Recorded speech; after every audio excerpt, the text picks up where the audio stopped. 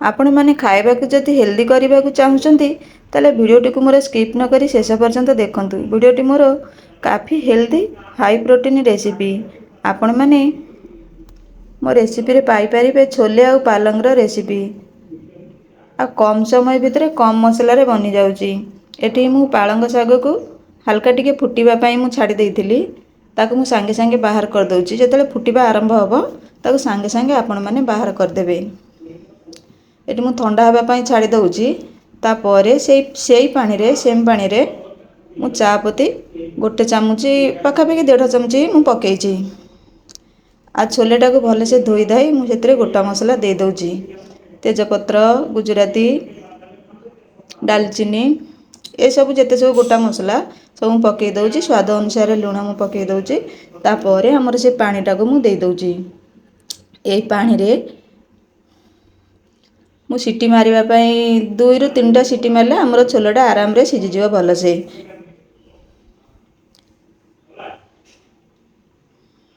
ଆପଣମାନେ ଯଦି ବ୍ୟସ୍ତତା ଭିତରେ ଖାଇବାକୁ ହେଲ୍ଦି କରିବାକୁ ଚାହୁଁଛନ୍ତି ତାହେଲେ ଏଇଭଳି ହେଲ୍ଦି ଜିନିଷ ବନେଇକରି ଖାଆନ୍ତୁ ଆଉ ସୁସ୍ଥ ରୁହନ୍ତୁ। ଏଠି କଞ୍ଚା ଲଙ୍କା ଆଉ ଯେଉଁ ପାଳଙ୍ଗ ଶାଗ ମୁଁ ସିଝେଇକି ରଖିଥିଲି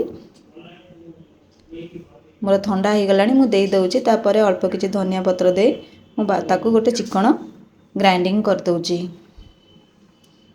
ତା ଭିତରେ ଆମର ଛୋଲେଟା ସିଝିଗଲାଣି। 2ରୁ 3ଟା ମୋର ସିଟି ଭିତରେ ଦେଖନ୍ତୁ କେତେ ଗୋଟା ଗୋଟା ଅଛି କିନ୍ତୁ ଭଲସେ ସିଝି ଯାଇଛି। ପାଟିରେ ପକଉ ପକଉ ଇଏ ପୁରା ମେଲ୍ଟ ହେଇଯିବ।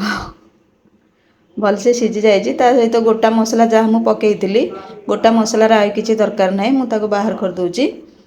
ଫୁଟଣ ଫୁଟେଇକି ମୁଁ ଅଦା, ରସୁଣ, କଞ୍ଚା ଲଙ୍କା ଦେଇ ଦେଉଛି ଅଳ୍ପ 1/2 ଚାମଚ ମୋର ଇଏ ହେବ। ତାପରେ ମୁଁ ପିଆଜ ପକାଇ ଦେଉଛି। କମ୍ ସମୟ ଭିତରେ ଆମର ଇଏ ମସଲାଟା ଛୋଲେ ପାଲଙ୍ଗଟା ବନିଯିବ। ଆପଣମାନେ ତ ଜାଣିଥିବେ ନିଶ୍ଚିନ୍ତ ଛୋଲେରେ ବହୁତ କମ୍ ମସଲା ଲାଗିଥାଏ।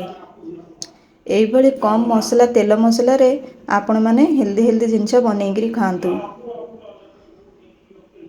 ଟମାଟୋ ମୁଁ ପକାଇ ଦେଉଛି। ଏଠି 1 ଚାମଚ ଧନିଆ ଗୁଣ୍ଡ ଆଉ 1 ଚାମଚ ଛୋଟ 1 ଚାମଚ ମୁଁ ଏଥିରେ ଛୋଲେ ମସଲା ପକାଇ ଦେଉଛି। ଆଉ କିଛି ବି ମସଲା ମୁଁ ଏଥିରେ ପକାଇବାର ନାହିଁ। ସାଙ୍ଗେ ସାଙ୍ଗେ ମୁଁ ପକାଇ ଦେଉଛି ଆମର ଯେଉଁ ଛୋଲେଟା ମୁଁ ସିଝେଇକି ରଖିଥିଲି। ମୋତେ ଏଇଠି ପାଖାପାଖି ବନେଇବା ପାଇଁ ମୋତେ 10 ମିନିଟ୍ ଭିତରେ ଏ ରେସିପିଟା ହେଇଗଲା। ଆପଣମାନେ ଏମିତି ଚଟାପଟ ବନେଇକରି ହେଲ୍ଦି ଜିନିଷ ଖାଆନ୍ତୁ। ତାପରେ ଆମର ଯେଉଁ ପାଳଙ୍ଗକୁ ମୁଁ ବାଟିକି ରଖିଥିଲି ତାକୁ ମୁଁ ଦେଇ ଦେଉଛି। ରେଡ଼ି ହେଇଗଲା ଆମର ଛୋଲେ ପାଲଙ୍ଗ। ମୋ ରେସିପିଟା ଯଦି ଆପଣଙ୍କୁ ଭଲ ଲାଗିଥାଏ ତାହେଲେ ଲାଇକ୍ କରିବେ। କିପରି ଲାଗିଲା ମୋତେ କମେଣ୍ଟ କରିବେ।